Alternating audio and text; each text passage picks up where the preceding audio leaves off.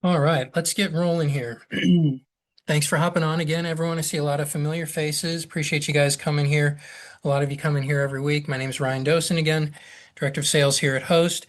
Got Eric, maybe Chris joining us as well from the team. They're going to be here like usual. If you have any questions, feel free to go ahead and pop those questions into the chat. They'll do their best to answer your questions. We'll maybe have a little bit of time at the end. I feel like today, I always say this, but I feel like we're not going to go the full 30 minutes, so I'll try to be quick so everyone can get on with their day.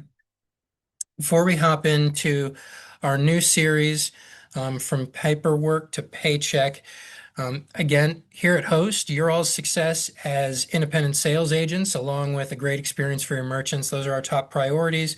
We're committed to providing you and your merchants with exceptional support, dedicated guidance, fast responses, real solutions. Get your merchants up and running fast and help you build your portfolio of long-term merchant relationships. You all have come to enjoy and expect 24/7 US-based technical support for yourselves and for your merchants. You agents have personal relationship managers who know your business and help you achieve streamlined merchant approvals, get your clients up and running fast. Your partnership with us is super important, and we want to do our best for you and for your merchants. Part of doing our best for you all is providing you all with access to fairly unmatched selection of payment technologies, physical devices from companies like Valor, Deja Vu, Clover, Ingenico, and Swipe Simple, along with many other softwares and gateway technologies, including our Cloud Manager software suite. We're not talking about Cloud Manager today, but a lot of you have continued to board your merchants with us on the Cloud Manager suite. And it's been a real big success, and we continue to have more and more features being added every single day. Just got out of our product meeting, and Eric Katz, our VP of Tech, is rolling out multiple new features and fixes literally every single week. All right, so let's go ahead and hop on over here. I'm going to share my screen. We're going to talk a little bit about this new three-part series that we're going to be covering this week. Let me share my screen. Right. Here we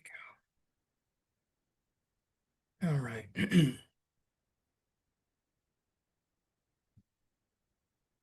All right. So we have a new three-part series for you all. This is all part of I guess, a little bit of a tangent to the Sales Trenches series. The Sales Trenches series has mostly been about solution-based selling in the real world. We've covered a bunch of things about how to land merchants, close merchants. We've covered a lot of new payment technologies that you guys have at your disposal to get out there and to win more deals. And today, I guess we're kind of taking maybe a zooming out a little bit more and be like, okay, well, once we've actually gotten the merchants, okay, well, are we actually able to get them boarded, right? Once you convince them to partner with Host Merchant Services, we've got to get them boarded, get them processing, and getting you guys paid. Okay, so part one today is about submitting clean deals. Okay, so how to stop your deals from dying, in the first 48 hours. Submitting your deals clean, of course, is very important to avoid things like, denials, or at least pendings, which wind up creating a lot of delays and back and forth between underwriting and the merchant and us. All right, so a little bit about, where stalled deals, stalled deals happen, and most stalled deals are issues with the application. Okay. Um, they're not necessarily underwriting problems. In fact, very rarely are they an issue with underwriting. Underwriting's pretty clear as to what they need and what they're going to expect. Many times, if there's a pending um, and not a quick approval on one of your applications, there was an issue that potentially could have been seen ahead of time, addressed ahead of time, so that the application could be done more quickly and an approval achieved, on the first try. Okay, again, a missing field, a document that should have been attached up front, or a merchant that never should have been submitted at all. These are all things that we can usually see ahead of time. And so we want to kind of go through a little bit about those things that we want you to start almost thinking a little bit like the underwriter. You know, you've got your salesperson hat, and the sales trench has mostly been about helping you really level up your game with that sales agent hat on. Part of the game with having your sales agent hat on is thinking ahead and be like, okay, I don't only need to sell them here. I got to make sure that they're going to get approved. So I got to actually kind of put on the underwriter hat, or at least look through the underwriter glasses a little bit at my deal. I may want to get it in and get the application in as quickly as possible to get it approved, but maybe I need to take a look at it from the underwriter's desk to make sure that I'm giving them everything that they need to get that deal approved quickly. They're in the business of approvals, right? You know, their company's gonna make money by having deals successfully boarded. Okay. But it's going to be a problem if they wind up boarding a bad deal and losing money on it, right? So again, they're your friend and they're in your corner, even though it sometimes doesn't feel like that. They want the same thing you want. They want the merchant to get boarded, but they can't let the merchant get boarded if things don't add up or things aren't right. Okay. All right. So a few things. 48 hours, you know, most preventable pendings are going to surface within the first 48 hours. Um, you know, days to weeks can sometimes be lost to every document chase or callback, right? So I think a lot of us that have been in the business for a while, you know, we've seen that, hey, you know, okay, if we don't submit it all right up front, right, you know, then they come back and say, oh, well, I need this document. And then, well, who knows, maybe the merchant gets buried in something and they can't get back, they can't get it back right away. You know, maybe it's something that you could have obtained in the early going, but then life happened for the merchant and it just creates additional delays. Okay. So we don't want that to ever happen here. Okay. And again, you're not earning any money while the apps sit in pending. Okay. That's kind of an obvious thing. But again, that's something that you want to think about when you want to rush a deal in and you want to rush that application in. You know, you got to remember, hey, if I can do a little bit of due diligence on my end, think about it from the underwriter's perspective first, stay ahead of it. That's actually going to wind up getting the deal boarded faster, getting me paid faster. Okay, if I submit a deal that requires a week of back and forth, well, I'm going to miss out on a week of processing potentially, which I might have been able to deal with, you know, on the front end with just one more document request. Okay, so. Again, the fix is not necessarily working harder after the pending. You want to submit it clean the first time. All right, so a little bit more about what this entire series is going to look like here. Part one is about submitting the deal clean. That's today. We want to kill the preventable pendings before they actually happen. Part two, which will be next week, is we're going to take a look inside underwriting, what the underwriters are actually looking at, and why the conditions exist. We're going to touch a little bit on that today because they all kind of, you know, play together. And then part three, the most exciting part, you know, getting the deals live, getting paid. So approval to activation, you know, to your first residual check. So many of you on the call, you're not new to residual checks, but some of you are actually. I see some new agents on here today, and I appreciate you guys for hopping on. We want to get your first merchants boarded. We want to get your first residual checks in here. And like we said, for our veteran agents, you know, if we can get them boarded faster the first time, you know, those are just additional days that you're either going to get residuals on or additional days that you're not going to be getting residuals on. Okay. All right. So let's just take a look at this. So a clean submit, you know, day zero, app is in with documents attached, you know, days 1 to 2 underwriting review, days 2 to 4 approved and boarding starts, you know, in the first week we're processing and residual clock is running. So now some of you will know that, okay, these are estimates. Some of you, even people that are on this call, have submitted deals that are literally approved within an hour. Okay. It'd be great if they're all done that way. Certainly, those deals that were submitted correctly had a much better chance of getting approved same day. But many of you have submitted deals with paperwork that go out, they get signed, they're into underwriting, they're literally approved the same day, and then that merchant's up and running a couple of days later after our onboarding team programs all their hardware and software. Okay. So, again, I think a general ballpark is you want to be thinking about a couple of days for underwriting review, but especially for low risk deals, merchants that have a history, a clean history, and you just won the business and they're moving over to us. A lot of times those low risk deals that have a history, it's very, very quick approvals. Okay. The dirty submit.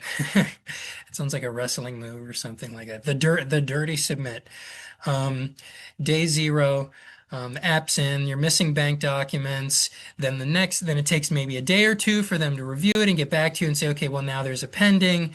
And day 3 to 7, now you're chasing the merchant for the additional stuff. Maybe something comes up on their end. Maybe they're on vacation. Maybe they're going out of town. Maybe they're just busy, whatever. Okay. Then you get the stuff back into underwriting. Day 8, the documents are in. Now you're back in a queue for review again. Day 10, maybe new conditions surface again. So what could have been a one or two, a same, what could have been a same day approval and they're up and running in 3 days could wind up turning into weeks. Okay. And again, 2 weeks of missed residuals, half a month of residuals, that matters, right? The other thing too, we haven't really talked about is, and I'm sure some of you who are on this call who have been in this industry a while, right? If the process starts taking too long, what are those merchants going to do? Right? They may go elsewhere, right? I'm sure a lot of people on this call today have seen a deal get lost that it just took too long with the back and forth, and then the merchant just went a different direction or just said it's not worth it, right? This is also about striking while the iron's hot. You're ready for them to make a move. They're ready to make a move. Make sure the app is full and complete and good from the beginning so that while they're ready to go, you're going to be able to get them approved quickly and get them onboarded. So life, the universe, whatever comes in and throws a monkey wrench into your plan here. All right. All right. Paper versus portal and the mistakes each invite. So you all on the call, you all have relationship managers. I'm the relationship manager for some of you. You all know there's a couple of different ways you can submit deals to us. You can do paper applications. Okay. We give you our Express application.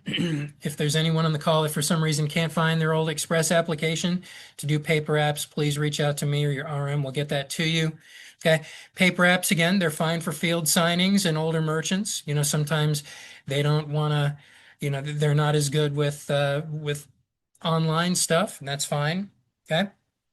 Now, what does this invite? It invites ineligible fields, skip boxes, missed signatures, um, less validations, and always photograph the documents on the spot. Never leave saying that you'll send it later. So a couple of things on this. So with regard to no validation, so errors surface in underwriting, you all that have worked with us for a little while, you all know we have a fantastic sales support team that's actually going to review whether it's your paper app or your portal app. They're going to review it. There's going to be humans that have done this for years that are going to review your applications and do everything they can to package it as nicely as they can to go over to your clients for signature and then into underwriting.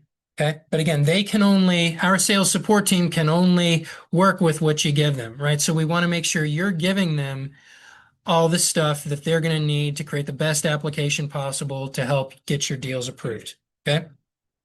Now, this item down here about always photograph docs on the spot, never leave saying that you'll send it later or they'll send it later.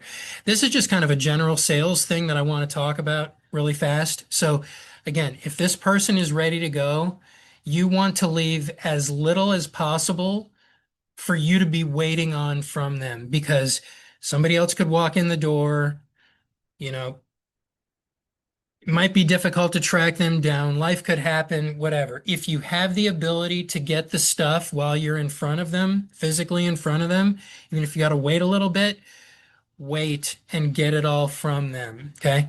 Okay. You don't want to be having to chase them because they're a busy business owner. that this seems important to them right now, but then there's a million other important things that are going to come their way. All right, the portal app. So I'll show you really quickly a little bit about the portal app. Today's not really about portal training, so we're not going to take a deep dive on the portal itself, but I will give you kind of a quick preview of what it kind of looks like inside the portal. Okay. Now, one thing about when you all are able to put your applications into the portal itself, it's going to run faster for you, right? So you all can send us the paper application and the forms, and then your relationship manager is going to have to get them over to sales support and it's going to go in a queue. If you can get everything into the portal yourself, that's just going to more quickly bump you to the top of the list so that our sales support team is able to get your apps out. Okay. So for those of you that are still sending paper apps, we want to really encourage you, talk to me, talk to your RM. You want to be able to start putting your deals in yourself in the portal because that's going to be the thing that's going to actually get you the results faster. You want those merchants boarded faster. Going the portal app route is going to be a faster route for you. Okay. Really quickly, I'm not going to spend a lot of time in here, but again, this is just a quick snapshot of kind of what it looks like inside the portal. Okay. And again, you've got several fields over here on the left-hand side. You've got business info that has to get entered, and you've got asterisks for the specific stuff that has to go in here. You've got an ownership field. You've got their banking information and uploading bank letters and statements. You've got to talk about what sort of processing is going to be required here. Okay. You obviously got a price, what's the pricing structure going to be for the payments, and then of course, what sort of payment acceptance technology are, or is this merchant going to be doing or going to be needing? Okay. So again, not going to take a deep dive on that. We can take a deep dive on that more. I think it's going to be time to do a new portal training again for you guys very soon. But anyway, um, we'll get into that more soon.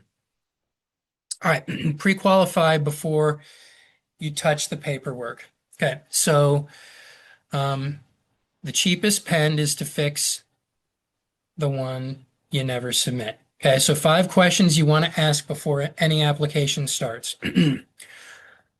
What do they sell? And is any of it restricted or prohibited?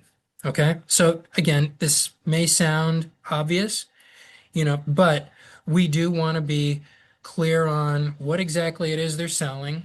I mean, you should know the product and service being sold, but is any of it restricted or prohibited? Now, there's very few things that are going to be restricted or prohibited. If you have specific questions on whether you're a merchant selling a particular type of good, product, or service is prohibited, you can reach out to your relationship manager and we'll let you know. Okay. Have they processed before and how did that relationship end? Okay. So obviously, if they've got a history of processing, that's usually going to be something that's very valuable information. We're going to usually need to see some of those past processing statements. But how did the relationship end? Okay. So this is an important one. Okay. So a lot of times when you ask them, well, how did the last relationship end? If the answer's fuzzy, or again, you all are salespeople, you know how to read people. If you feel like there's something that they're not telling you, like for instance, like the relationship with the past processor went badly, okay? You need to dig before you submit, not after. Okay. Many of you are familiar with the match list. Okay. So if any of you are thinking about going in the high risk route in particular, match stands for Member Alert to Control High Risk Merchants. Or no, that's yeah. So the short of it is that there's a database, where acquirers report merchants that are terminated for cause. Okay, so things like excessive chargebacks, fraud, laundering, PCI failures, and other stuff like that. Every acquirer is going to check it during underwriting. So when you put that application in, Underwriting is going to check, well, are they on the match list? Have they been naughty before? And if so, we may not want to work with them. Okay. A listing will generally stay for 5 years, and it's not a fast appeal process. Only the acquirer that placed the listing or the merchant on the match list can remove or correct it. Okay. So again, you want to find out, are they match listed? Okay. If they are match listed, they're going to need to sort things out with their previous or the previous bank that put them on the match list, or you're probably not going to be able to help them. Okay. A match list hit is not a paperwork issue, and it's not going to be fixed with a cleaner app. Okay. And repeated match submissions also they can damage the agent's standing in underwriting. So again, we don't want to be doing applications for match listed companies. Like if we know that they're match listed, we know that we're probably not going to be able to help them, right? And so we need to help them by saying, hey, you need to contact the previous bank, and you got to get that sorted before you're going to be able to go anywhere else. Um, the other thing is there are attorneys out there that specialize in this sort of thing. So if they're having an issue and they're not getting anywhere, then maybe even recommend that they seek some sort of legal representation. Okay. Does the signer actually own the business on paper? Okay, so the underwriting is going to look to make sure that the person that's going to be signing is the actual owner, right? So you've got legal names and you've got DBAs. Okay, the legal name is the registered entity on the state filings and on the bank account. The DBA is the public facing trade name. Okay, underwriting is going to cross-check the legal name against Secretary of State records and the bank documents. And if there's any mismatch with the application versus what's actually on file, that's going to create a pending. Okay, so a common trip here is the merchant gives a DBA as a business name, or the bank account is under a prior entity or the owner personally. Okay, so just a quick search can save you a lot of time and avoid a pending. Okay, so when they're doing the application, go ahead and see if everything adds up, and if it doesn't add up, then you got to get it straight. Okay. Do the volume and ticket numbers match a real business of this size? Right. So that's another thing too, right? So if you've got a business that's doing way higher ticket numbers, then would be normal. You got a pizzeria that's claiming an average ticket size of $500, right? That would be weird, right? So, okay, is this real? Is there an actual reason for it? Do we have a menu, do we have prior processing history to show that, okay, yeah, this is real and this is what we normally do here. Okay. So, and then can they produce a bank document and statements today, not next week? Okay. You want to get the documents now, not later. You don't want to go chasing them later. And again, the bank documents, the bank statements or the merchant statements, the merchant processing statements, you're usually going to need, we ask for 3 months there. I mean, ideally there's at least 1 month there. Okay. And with seasonal businesses, we've talked about that too. Sometimes you'll have a seasonal business, that may have a high volume, say a movie theater with high volume during the summer. And then if you provide um, a statement from November that shows, you know, volume of, 500,000, but during the winter it's going to be, but during the summer, during July, it's going to be over 1 million. You want to be able to show the bank, the underwriter, hey, yes, this volume is real. It's a seasonal business. This is what it looks like off season. This is what it looks like in season. All right. So red flags that are going to kill deals no matter how clean. Okay. Match placement. We just talked about that. Owner mismatch is not going to fly. That's going to have to be reconciled. Prohibited, restricted vertical. Again, if the underwriter is not going to accept a certain type of business, well, they're just not going to accept that certain type of business. And then the story doesn't add up. So new LLC claiming huge volume, no statements, pressure to rush, trust the smell test. So again, I've mentioned this before. I'm going to say it again. You need to put yourself in the position of the underwriter themselves. Okay? The underwriter has conditions, but the underwriter is there. They want to board deals, but they are there to identify risk. Okay. They want to see, does everything match up and look like this is a good deal that should process as we expect? Okay. They're going to be looking for identity risk, owner mismatch. Okay. Credit risk. You know, do they have a bad credit score? That's going to affect things. Okay. Do they have a history of chargebacks? Right. They're going to look at that. Processing risk. Okay. If the stated volume doesn't match what seems to be reality, that there may be something strange going on there that they're not going to, that's an indication of potential fraud. Okay. So they're protecting themselves. They're not the enemy. They're protecting themselves from losses that the agent might never even see or realize. Okay. Um, so again, this is a constructive conversation about working with the underwriter who also has an interest in getting the business boarded, but only getting good business boarded. Okay. The exact fields that trigger the conditions, phone number, volume, and ticket, legal name versus DBA, address. Do the addresses add up? By the way, they're going to go on Google and they're going to also see, hey, I'm going to look up this business and hey, wait, the address listed on Google shows this address, but the address on your application says another address. That's a pending.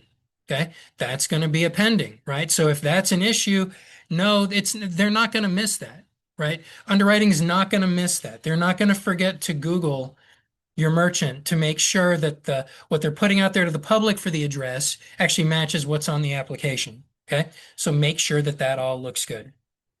Okay. Um, they're going to look at the routing and account number, make sure it matches an official bank document, with the correct legal name. Okay. Another quick thing, and here I am, I'm up against it. I was optimistic. I thought I was going to finish early. I'm not. The phone number field does sync a lot of apps. Okay. Underwriting's always going to run a reverse lookup on the number that you list on there, right? If it doesn't tie to the business or the signer, the app is going to pend. Okay. They're going to reverse lookup. They're going to go on Google. Hey, the number for the business is this, but the number on the application is that. Everything does need to add up. Okay. All right. Yeah, this was something from earlier this month. The telephone number on this application does not reverse back to the business or the signer and is linked to other applications from the agent's portfolio. That happened on an application this month. It didn't line up, right? So we got to make sure that that's all looking kosher and that everything adds up. You, as the agent, want to do a little bit of due diligence, right? You want to make sure that everything on the app makes sense, and before it gets submitted, you can head some of this stuff off. All right. Banking docs done right. Voided check printed with legal business name, or a bank letter on bank letterhead with routing and account number, or an official bank statement header showing the name and the account and routing numbers. Okay. Talked with you all about this. You're going to need a voided check or bank letter or something official from the bank. You can't just write down the account and routing number and give that to us. Okay. There's going to have to be something official from the bank. Okay. Again, starter checks with no printed name, personal account for the corporate entity, screenshots or handwritten numbers are not going to fly. Okay. Real stalled apps and what to fix them. Okay. So cable merchant, solid business, app pended because the listed number did not reverse back to the business, tied to other apps. Of course, the fix is verify the number against a reverse lookup before submitting. Take you 30 seconds. Okay. Another one, the bank doc chase. Web services merchant, ready to go, no voided check attached, merchant sent typed account details, then statements, then finally a bank letter. Each round trip costs a day or more.